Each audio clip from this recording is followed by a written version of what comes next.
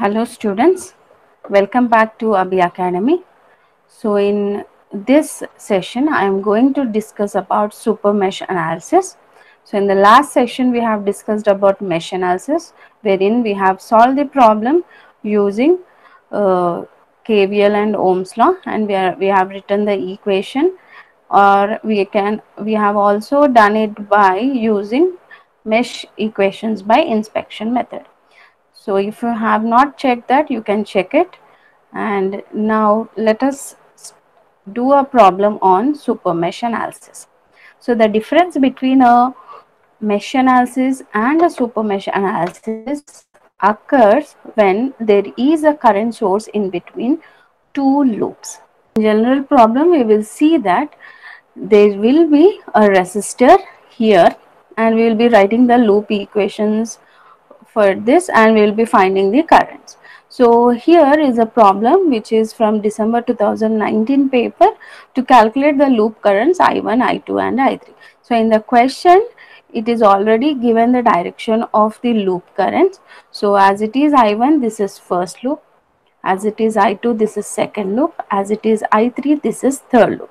So the super mesh is seen when there is a current source between loops. That is, for example, in this problem there is a current source which is existing between loop 1 and loop 3.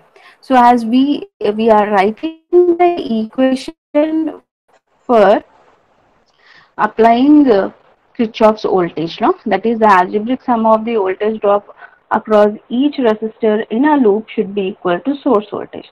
But as there is no resistor here, instead of a resistor a current source is there, and for this current source we don't know the value of the voltage, so we are going to just skip this part of the current source, and we are going to write combining the loops 1 and 3.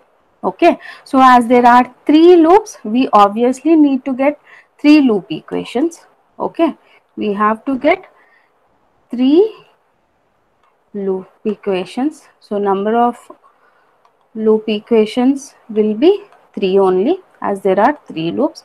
But instead of getting it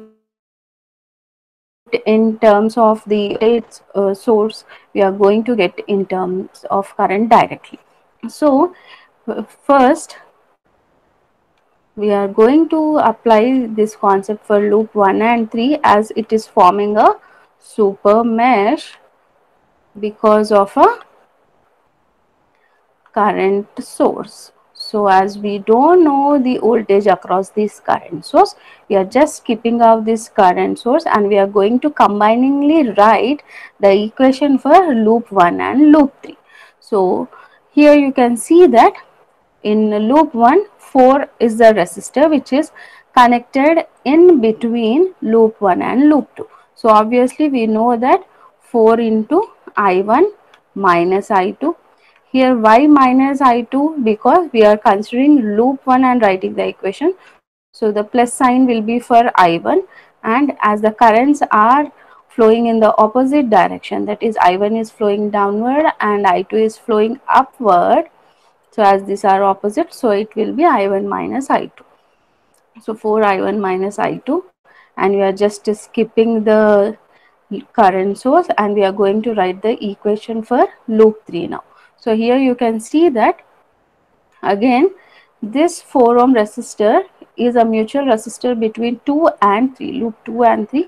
So the current will be I3 minus I2, because I3 is flowing from left to right and I2 is flowing from right to left. So they are opposite directions. So I3 we are considering because it is a third loop. I3 minus I2, next this resistor, plus 4I3 is equals to, we are going to write this loop equation combining to loop 1. So it will be equal to 10. Okay, so we'll simplify it. We'll be getting it as 4I1 minus 8I2 plus 8I3 is equals to 10. So this is the equation of 10 combining loop 1 and loop 3. Now coming to loop 2, Coming to loop 2, it is a simple loop and we'll be writing it as we have done it for earlier problem also. So 4 is the resistor which is common between loop 1 and 2. So it will be I2 minus I1 because now we are considering loop 2.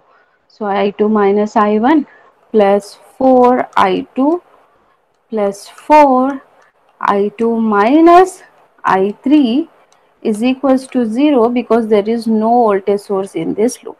So the equation is minus 4I1 plus 12 because 4I2 plus 4I2 it will be 12I2 minus 4I3 is equals to 0. So this is the second equation. And the third equation considering loop 1 and 3 the current source. So for loop 3 and 1 I am writing because now we are considering loop 3. So it is nothing but a current source which is common in between them. So as the direction of I3 is same as the given source, I will be writing it as I3 minus I1 is equals to 3, or you can also write it as I3 is equals to 3 plus I1. So this is another equation, that is third equation. We now substitute equation 3 in equation 1 and 2. So what was the equation 1? From loop 1 and 3 combiningly it was 4I1 minus 8I2 plus 8I3 is equals to 10. This is that equation. This is equation 1. Next, from loop 2 it is minus 4I1 plus 12I2 minus 4I3 is equals to 0. This is second loop equation. And the super mesh loop, that is 3 and 1, combiningly it is I3 is equals to 3 plus I1. So substituting this third equation in 1 and 2, what we are going to get?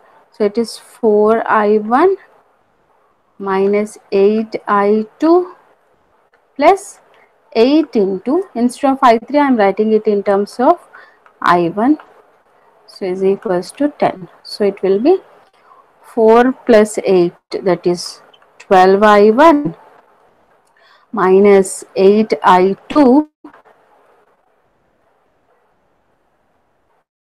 plus 24 is equals to 12I1 minus 8I2 is equals to minus 14. So this is fourth equation. Similarly, substituting here, substituting in equation 1. Now substituting in equation 2, what we are going to get? Minus 4I1 plus 12I2 minus 4, instead of I3 it is 3 plus I1, which is equals to 0. So minus 4I1 plus 12I2 minus 12 minus 4I1 is equals to 0. So it is minus 8I1 plus 12I2 is equals to 12. So this is equation 5. So solving equation 4 and 5, we are getting the values of I1 as 0.9 amperes, I2 as 0.4 amperes, and I3 is nothing but 3 plus I1. So it will be 3 plus 0.9. So I3 value is 3.9 amperes. So I am just repeating the method what we have done.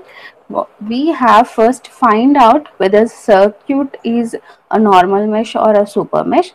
If we find any current source in between two meshes, then it is known as super mesh. So in this super mesh, what we are going to do is, as we can't find out the value of voltage across that current source, we are just going to simply ignore that current source, and we are going to write a combined equation between the loops where the current source is. That is, for here it is loop 1 and loop 3. So we combiningly write the equation. Then we'll be making this as another equation, the current source as another equation, and substitute that value to find the values of the loop current.